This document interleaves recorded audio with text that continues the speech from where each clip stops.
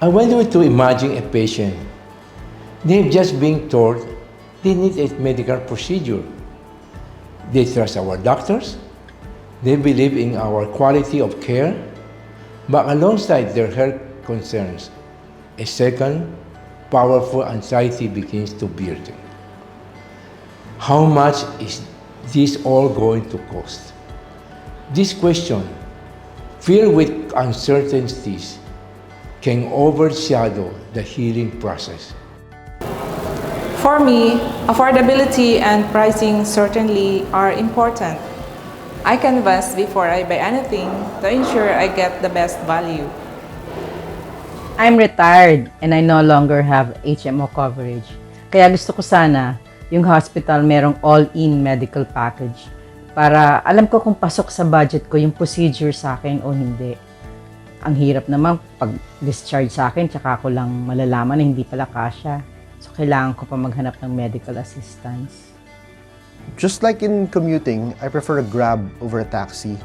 With Grab, you'll know upfront how much the fare costs. Sa taxi, hindi mo alam kung magkano before getting to your destination. So it depends on your taxi meter and even the route that the driver will take. It could be the scenic route or the shortcut.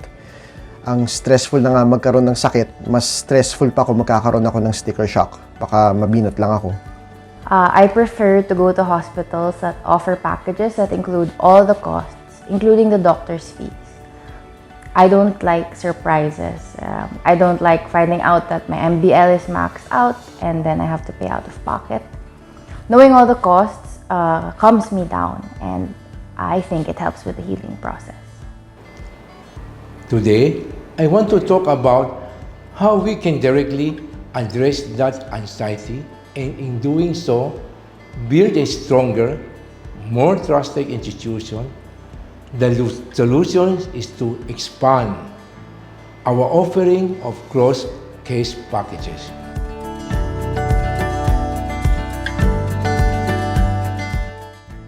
So from a hospital's reputation point of view, predictable pricing is essential, and closed packaging is the key answer for fulfilling this need of the market. I always talk about the mantra, the AAA, accessibility, affordability and assurance. Directly it addresses the first two components of increasing access to healthcare. Just think about it. Just few months back, PhilHealth had increased its coverages, and look at the exponential increase in census just because the increase in coverages for dialysis, for cancer care.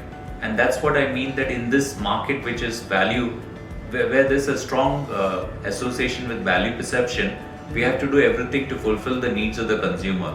And of course, affordability comes without saying. So both these factors will be addressed, and I feel that it'll give a big boost for inpatient census. And one of my primary goals is to really increase capacity utilization of our hospitals. Clear, predefined packages demonstrate transparency and predictability in our offering.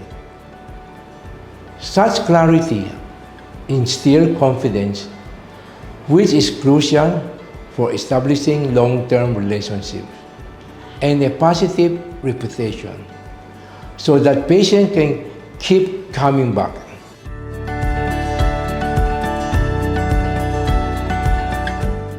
I'm Dr. Marlo Esguerra of the Department of Surgery of the Asian Hospital and Medical Center. Most of my laparoscopic cholecystectomy procedures are performed under closed lap chole packages because I find it more cost efficient, especially for my patients, because everything, including all the logistics, are tailored fit for that procedure. You could just imagine a small limit for an HMO. A simple patient can be operated in such a prestigious hospital like an Asian hospital.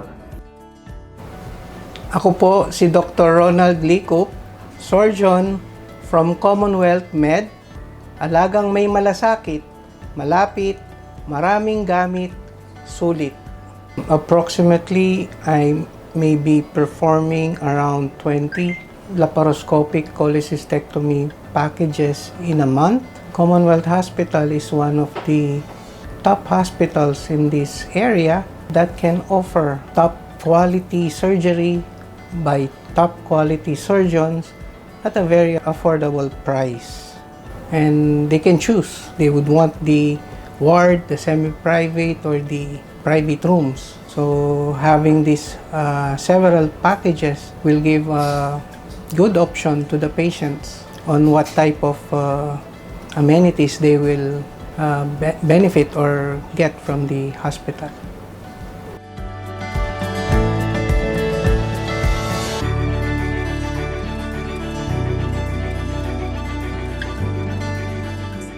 We need to, number one, profile the doctors who are loyal to your hospital. They are actually dedicated to your hospital because they have very little affiliation with other hospitals, and they see your hospital or where they practice as home. Second are the younger ones. No? The younger ones who started with their practice are usually the best targets. But you need to help them build their practice. And we need to hold hands with them, believe in them, and have marketing do clinical marketing for them and the program. So it's not only the program that you try to sell, but you try to sell also the capability and the professional career of these doctors. The third one is, I believe that all house cases should, in principle, fall under a design-to-cost program. These are patients that walk in and they'd like to experience the best from your hospitals. And finally, we must make sure that the reimbursements or the disbursement for professional fees are up to date. This way, the doctors can easily adapt to it, and many will even embrace it. When doctors see that this hurdle is overcome and that the design to cost becomes a volume driver, both the hospital and their income, then adoption becomes contagious. We have seen promising results. In particular, the doctor in the Department of Ophthalmology of Cardinal Santos Medical Center have responded positively in their implementation. The key is that we promote, but we do not mandate. We understand that different specialties and individual practices may have varying levels of comfort and suitability for close packages. This is a team play. I mean, clearly the doctor has to become the doctor based on the specialty which you are trying to create a package. You need to bring hopefully the department chair or an influencer, a key influencer, could be a young doctor or let's say a mid-career professional. Sometimes if you're lucky, even the seniors would come on board to bless this initiative because they are empathetic towards the needs of the patient. Your materials management team, your marketing team is important, especially your revenue officers, and of course the finance team. Well, let's be realistic. I don't expect everyone to participate. That's okay. Like that's quite fine. Like, I think we need to be democratic. We should try our best to build consensus. It is quite interesting that in our hospital, all the doctors signed up to be part of this closed package direction. It is because our doctors believe that by having closed package, we are able to help the patient plan and able to help the patient's budget because the closed package is a product of united efforts between the hospital and the doctor to be able to address and provide for the best interest of the patient. So with the belief of the doctors that the closed package will help the patient, they all signed up. And we are very fortunate because our medical leadership believes in health package. And therefore, having belief, they also drive it. And therefore, it resulted to all consultants signing up that they will be part of this direction of having closed packages in our hospital.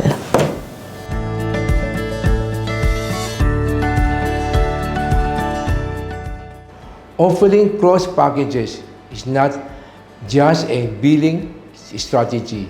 It is a trust-building strategy. We are not just adapting to a changing healthcare landscape, we are choosing to lead it with transparency, value, and the patient well-being at the very heart of everything we do. Knowing all the costs calms me down, and I think it helps with the healing process. As leaders, we have to give political sponsorships to such important projects which will impact patient care and also help us to expand the number of patients our hospitals can impact positively. We can't just let it, as some kind of a subordinate action and leave it to some other function. But we, all of us as leaders, we need to embrace it and constantly monitor progress in this important project. So I would really urge each one of you to take it up and make sure that it really happens in a big way. Thank you.